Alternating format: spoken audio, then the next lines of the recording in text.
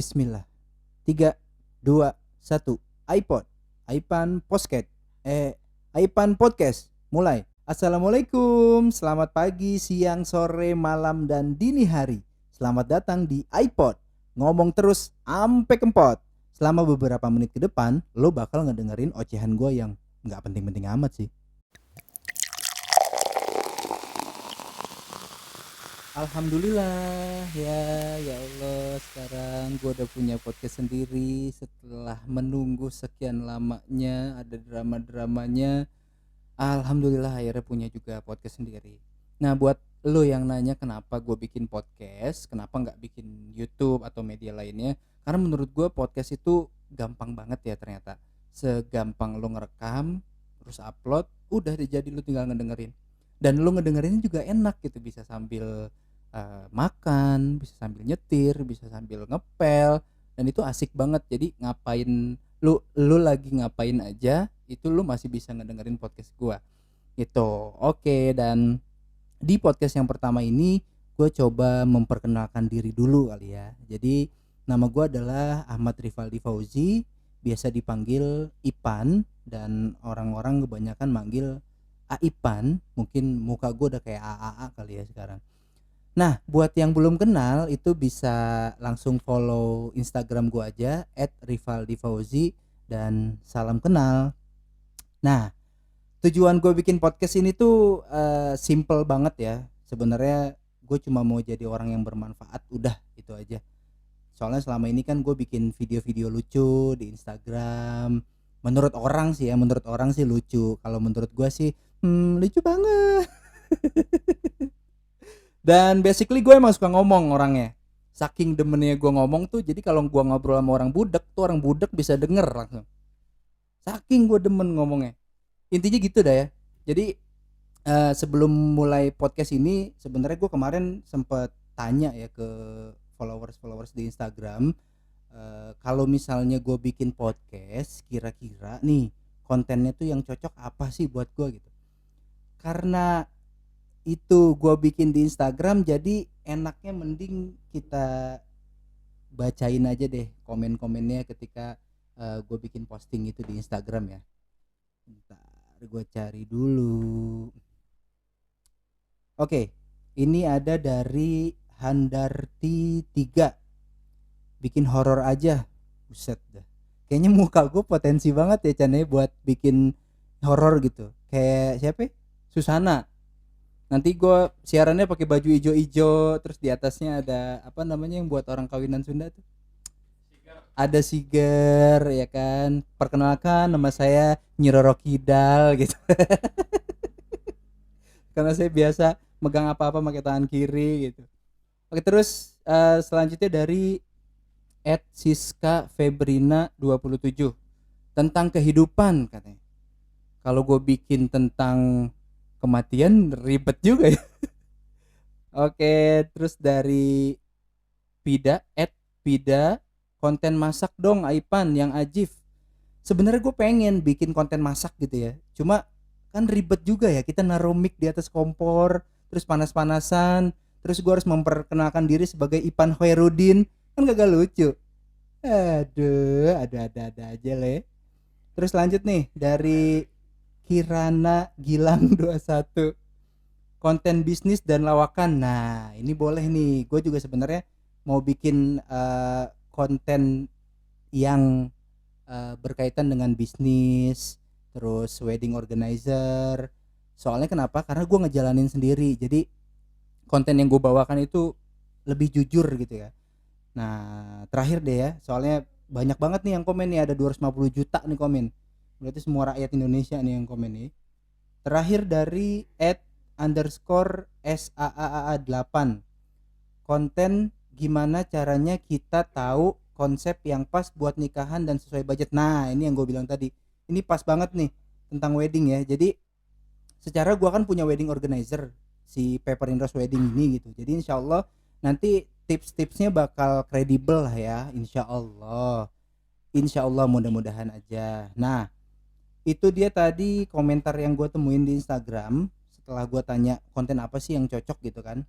Setelah itu akhirnya gue memutuskan sama tim untuk bikin konten tentang bisnis, wedding organizer, daily life, pernikahan dan yang lain-lain, pokoknya yang ringan-ringan gitu ya.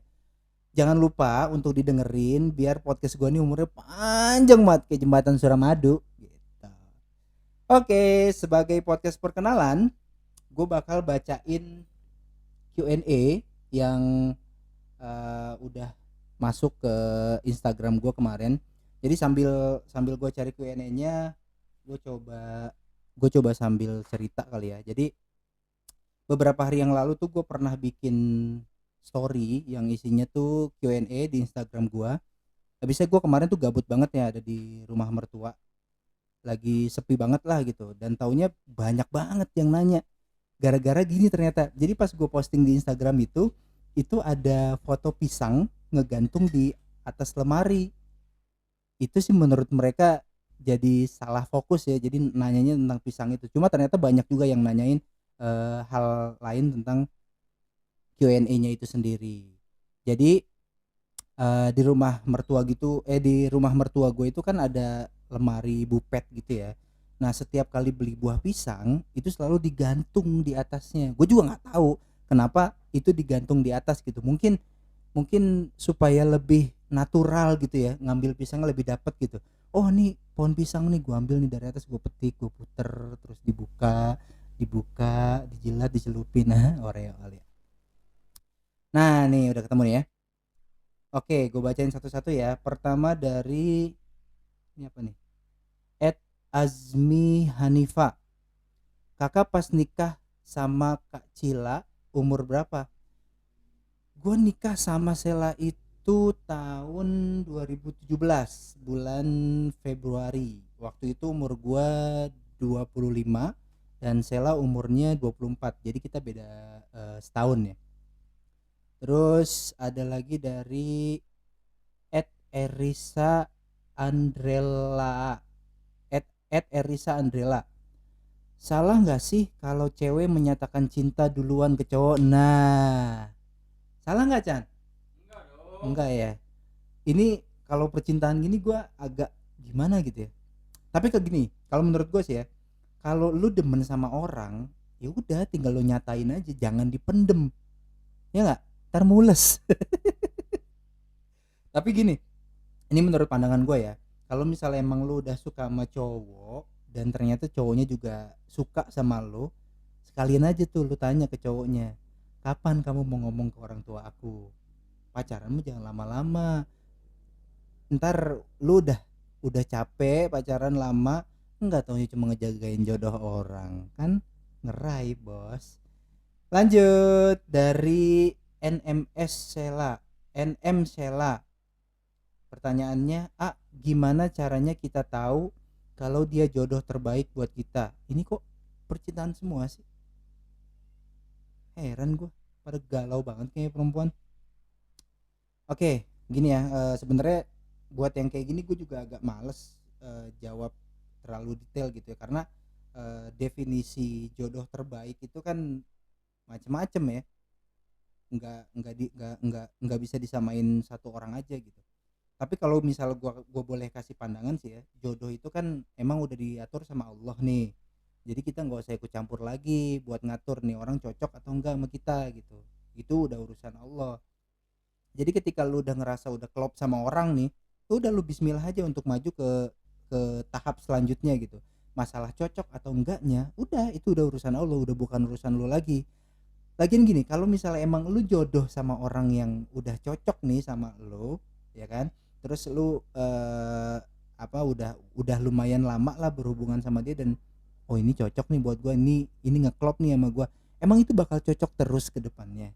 Emang bakal ngeklop terus ke depannya. Kan pasti ada masalahnya juga. Jadi menurut gua sih itu. Jadi ketika lu emang udah cocok sama orang, udah di bismillahin aja ke tahap selanjutnya. Masalah nanti selanjutnya bakal cocok terus atau enggak itu udah bukan urusan lo lagi gitu. Ya sotoy banget kayak gue. Ya udah, kita carilah pertanyaan-pertanyaan yang lebih ringan gitu ya. Berat banget tuh bahas bahas bahas beginian, kayak dokter cinta ya. Nih ada nih satu lagi nih dari @haira.joy. Dunia kapan mau punya adik? Kalau misal ngomongin adik mah ini gue demen banget nih. Cuma sayang banget sih pabriknya masih tutup. Paling habis habis corona kali ya. Habis corona insya Allah pabriknya dibuka lagi. Satu lagi terus ada dari @nurul lasnah 27. Pertanyaannya olahraga favorit gua itu futsal. Itu mainan laki ya, teammate ya, mainan yang harus ada timnya, jadi nggak bisa sendiri sendiri. Basically gua nggak demen sama olahraga yang sendiri sendiri gitu. Kayak apa sih, jogging, terus ya pokoknya yang sendiri sendirilah gua nggak demen. Gue demennya yang ada grupnya gitu, tenis meja, badminton gitu, jadi harus ada lawannya. Ngomongin futsal itu gua punya cerita waktu kecil nih ya. Jadi waktu kecil sekitar kelas 3 atau 4 SD gitu kalau nggak salah, gua pernah ketabrakan nih depan rumah gua. Terus kaki gua kan pincang kan, yang sebelah kanan tuh. Jadi kalau misalnya dilihat si mata kaki gua tuh gede gede sebelah antara kanan sama kiri. Nah, sedangkan gua kalau misal nendang bola itu pakai kaki kanan. Karena bekas kecelakaan jadi nggak bisa dong jadinya nendang bola pakai kaki kanan. Udah tuh udah diurut apa segala macem, udah dipijit-pijit pakai GPU, diurut-urut apa pakai GPU, udah tuh sembuh lah akhirnya. Tapi nggak yang sembuh total, jadi jalan gue tuh masih agak jinjit-jinjit gitu ya. Untung zaman dulu belum ada jinjit challenge tuh Chan. Kalau misalnya ada jinjit challenge bisa menang gue itu. Bener-bener jinjit bro, natural banget. Jinjit. Nah gue jalan tuh masih agak-agak pincang gitu. Nah pas lagi jalan-jalan pincang gitu gue maksain lah untuk main bola. Ketika gue main bola mau nggak mau kan gue nendang nggak pakai kaki kanan kan, pakai kiri itu, pakai kaki kiri terus gue nendang nendang nendang nendang sampai akhirnya gue sembuh. Akhirnya gue bisa nendang dua kaki bro, kanan sama kiri. Yang kiri tendangannya kenceng, yang kanan juga tendangannya kenceng. Tapi eh, satu-satu ya, maksudnya ada bola gue tendang pakai kanan bisa, pakai kiri bisa, bukan gue nendang pakai kanan kiri. Emang gue Kapten Subasa. Gitu ya. Sekarang lanjut ke pertanyaan selanjutnya dari @alisayuki. Apa bener kalau beli obat tidur bawahnya nggak boleh berisik, nanti dia bangun? Aduh susah emang nih kalau ngomong sama masker kain begini nih. eh Kalau masker kain diajak ngomong begini lah. Kalau beli obat tidur bawahnya nggak boleh berisik, ntar dia bangun. Serah lo, gue nggak mau jawab. Lanjut deh dari hmm, Jannatul Wahyuni _14. Bang Ipan, dapat inspirasi nama dunia dari mana? Soalnya aku gemes banget. Wah ini panjang ini. Kita ngopi dulu deh bentar ya. Dapat inspirasi nama dunia dari mana? Soalnya aku gemes banget. Jadi gini, gue sama bini itu kan demen banget nih lagu India ya. Pokoknya sarukan banget dah pokoknya. Nah pas lagi milih-milih nama gitu ya, gue keingetan sama adegannya Syarukan di film Mohabbatin. Jadi dia lagi bawa gendang gitu, nyamperin si Amitabh Bachchan. Lagunya tuh gini, gue nyanyiin dikit nih. दुनिया में कितनी है नफरतें, फिर भी दिलों में है चाहतें, मर भी जाए प्यार वाले, मिट भी जाए यार वाले, जिंदा रहती है उनकी मोहब्बतें, जिंदा रहती है उनकी Mohabbatein. Enak bener tuh lagunya. Yang bikin enak itu si Sarukan tuh mainin gendangnya tuh udah kayak koploan Surabaya gitu. Bisa banget dia main. Itu padahal bukan dia yang main dan itu bukan dia yang nyanyi. Gue tahu itu dubbing. Nah, ternyata pas gue cari tahu artinya tuh gini ternyata. Walau ada kebencian di dunia, tapi hati masih tetap ada cinta.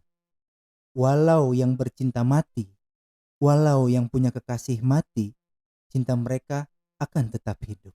Masya Allah, sedep nggak tuh? Nah, dari lirik itu gue ambil lah salah satu katanya tuh yang paling bisa dijadiin panggilan gitu kan. Nah, yang gua jadiin panggilan itu dunia. Dunia men kitni henafratin. Jadi dunianya yang gua ambil. Terus setelah gue cari-cari, dunia ini kan artinya ya dunia gitu, world. Bahasa bahasa Inggrisnya tuh world gitu. Nah, yang gua ambil dunia ini kenapa? Filosofinya adalah ketika nanti suatu hari gua lagi sibuk banget ngejar dunia itu, nggak yang nggak yang keterlaluan gitu loh, nggak yang terlalu cinta banget sama dunia. Kenapa? Ya karena gue udah punya anak gua si dunia gitu. Gitu sih sebenarnya. Ya, ya klasik klasik tapi sedap gitulah. Lanjut.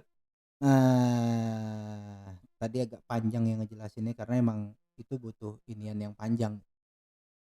Ada lagi nih dari @naufal lamedian. Bentar lagi puasa nih, ketemu di warteg dago lagi nggak? Anjir. Ini kayaknya ini kayaknya adik kelas gua nih. Oh iya nih, ada yang si Nena nih. Ini adik kelas gua nih. Ya, jadi gini.